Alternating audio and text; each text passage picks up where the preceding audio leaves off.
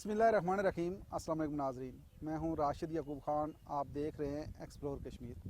ناظرین، آج بات کریں گے کہ آزاد کشمیر جو چھوٹا سا خطہ ہے اور جس تیزی کے ساتھ آج کا جو نوجوان ہے وہ ڈگریاں لے کے روزگار کی تلاش میں، ہم بات کریں گے کہ آزاد کشمیر کے اندر ترقی کا کون سا وہ ماڈل ہے جو سیٹ کیا جا سکتا ہے۔ ڈاکٹر صاحب کیا کہتی ہیں کہ آپ جاپان رہی ہیں، میرے خیال میں 1 سال رہی ہیں شاید، اور کیا وہاں دیکھا جو تیزی سے وہاں ترقی ہوئی ہے؟ آپ نے وہاں کبھی سوچا کہ کاش کہ آزاد کشمیر میں بھی اس طرح کا کوئی ماڈل سیٹ کیا جا سکے؟ جو آپ نے بات کی کہ ان کا ماڈل کیا تھا، جو میری انڈرسٹینڈنگ ہے، جتنا میں ان کو سمجھ سکی ہوں اس قوم کو، اور جو میں نے تھوڑا سٹڈی کیا ہے کہ 1960s کے بعد ان جیپنیز میں نے، جو آپ کو پتہ ہے کہ سیکنڈ ورلڈ وار کے بعد تو یہ قوم بالکل ہی ختم ہو چکی تھی، کس تباہی اور دردناک صورتحال سے وہ لوگ گزرے ہیں، لیکن اس کے باوجود انہوں نے ریکور کیا ہے، اور ریکور انہوں نے جو ہے 60s اور 70s کے ایرا میں تیزی سے کیا ہے۔ اور یہ وہ ٹائم تھا جب انہوں نے R&D یعنی ریسرچ اینڈ ڈیولپمنٹ پہ فوکس کیا، اور ان کے ملک میں مختلف کمپنیز جو ہیں وہ بننا سٹارٹ ہوئیں، جس سے نہ صرف جاب اپرچونٹیز کریٹ ہوئیں بلکہ انٹرنیشنلی بھی جو اچھے پروڈکٹس اس کے رزلٹ کے طور پہ نکلے۔ جاپنیز نے اپنی کوالٹی پہ کمپرومائز نہیں کیا، اور وہ پروڈکٹس ہی آج تک دنیا میں جاپان کا نام بنائے ہوئے ہیں۔ ٹھیک ہے، تو بیسیکلی اگر اس کو اپنے خطے سے میں کمپیئر کروں تو ہمارے آزاد کشمیر میں بھی بہت پوٹینشیل ہے، لیکن جو ریسرچ اینڈ ڈیولپمنٹ ہے اس کے ادارے تو اس طرح ہے نہیں ہے، سوائے part of research is being conducted in the universities.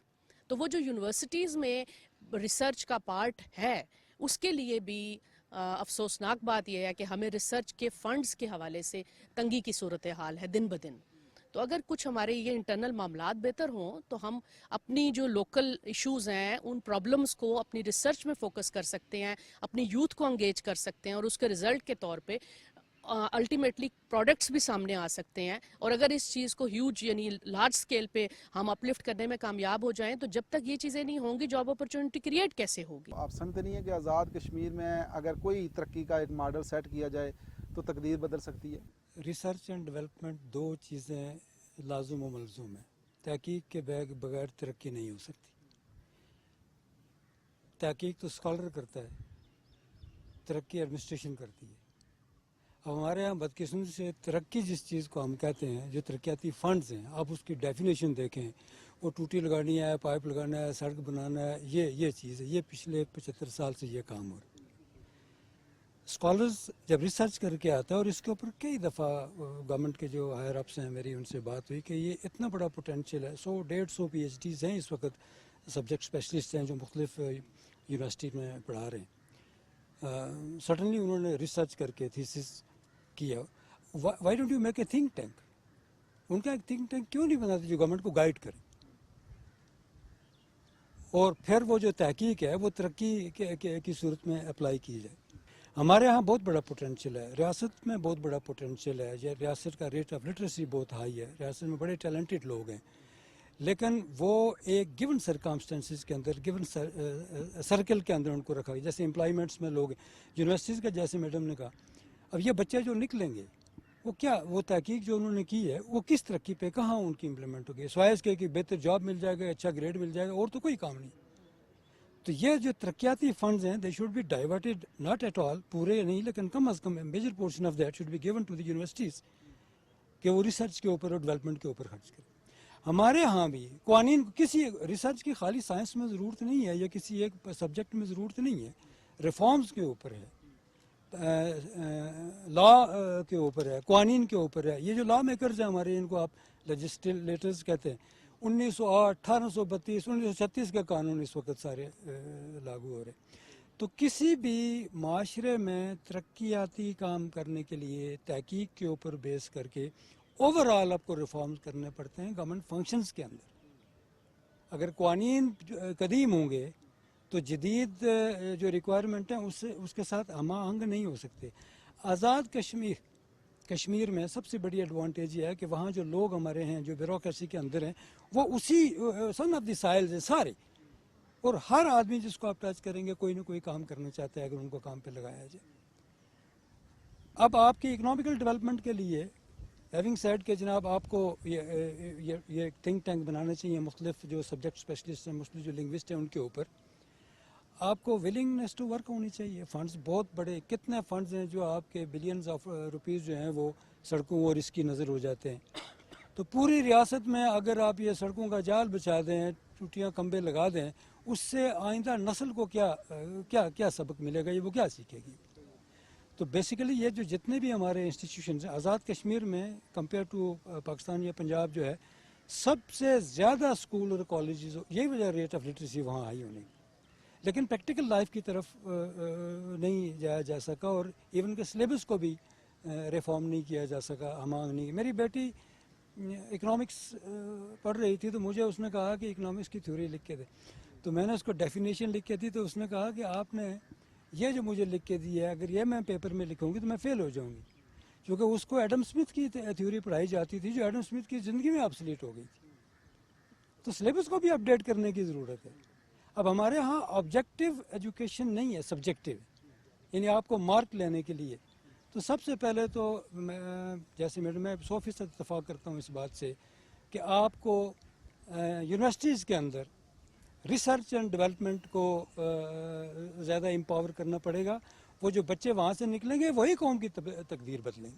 Doctor صاحب آپ کیا کہتی ہیں کہ جو ترقی کے حوالے سے بات ہو رہی ہے کہ آزاد کشمیر کے اندر بھی نظام تعلیم کو تبدیل کرنے کی ضرورت ہے, آپ اس سے کتنا اتفاق کرتی ہیں, اور کیا آپ سمجھتی ہیں کہ ہم جو پڑھا رہے ہیں جو پریکٹیکل اگر دیکھیں تو بچوں کو یہ کام آئے گا آگے؟ دیکھیں جیسے ڈاکٹر کلیم صاحب نے بات کی, بڑی انہوں نے, میں تو سمجھتی ہوں بڑی پرٹیننٹ انہوں نے باتیں کی ہیں.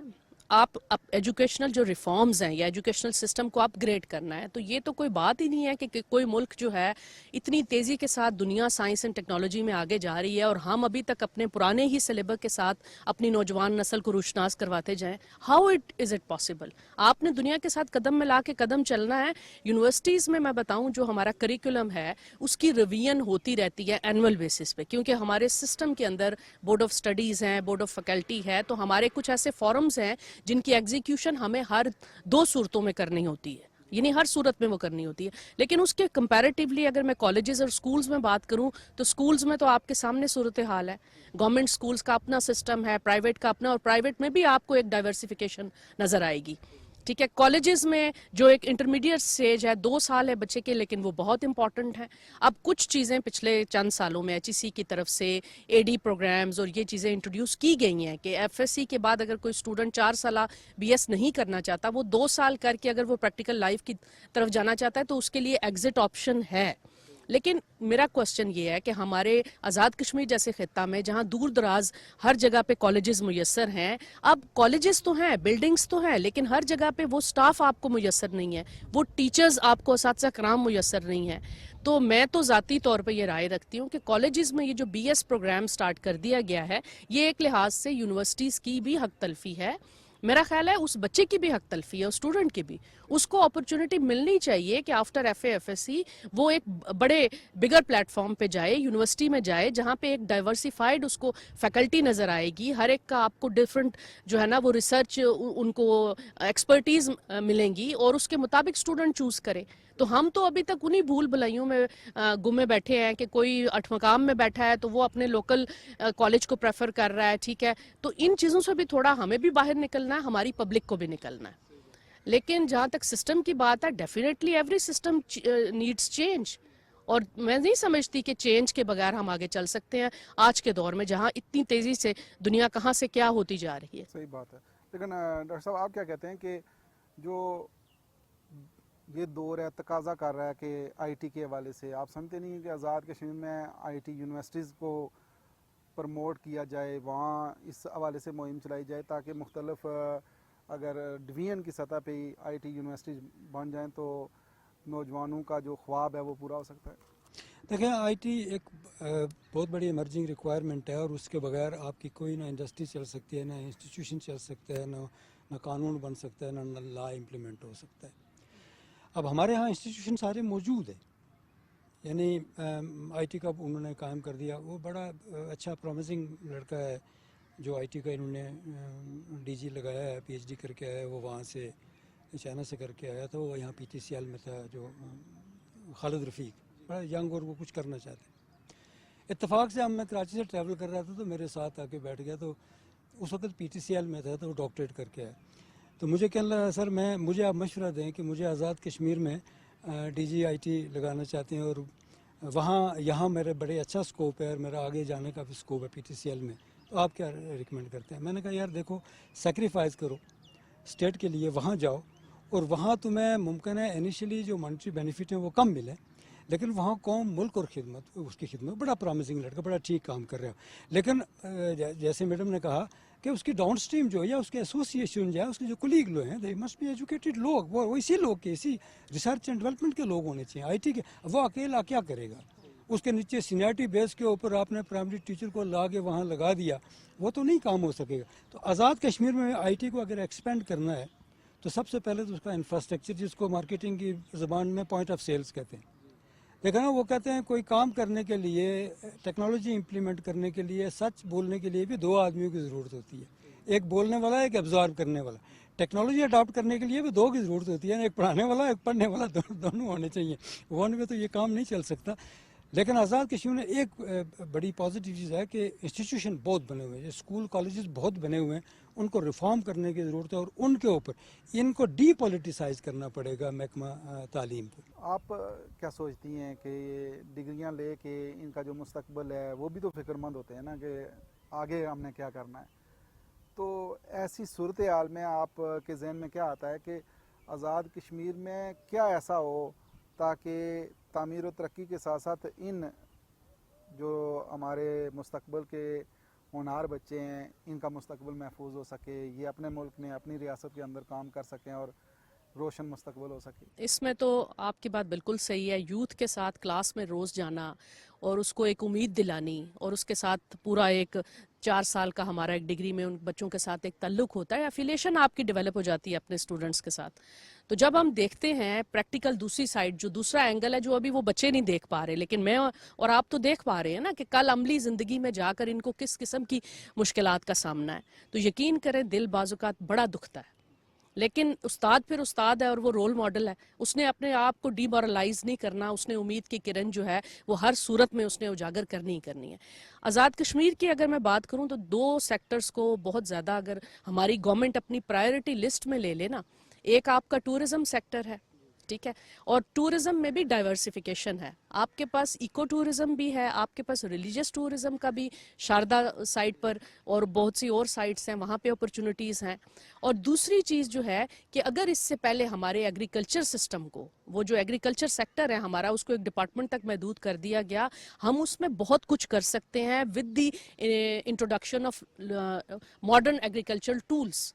और ये चीज़ हमारे स्टूडेंट ही के थ्रू आएगी, क्योंकि हमारे पास जो ज़मीन है, जो खित्ता है, हम अपने मेडिसिनली इंपॉर्टेंट प्लांट्स को ही देखें, लेकिन बात यह है कि हमारी जो रिसर्च है वो थीसिस की शक्ल में लाइब्रेरी में घुस गई है, जाके बंद हो गई है।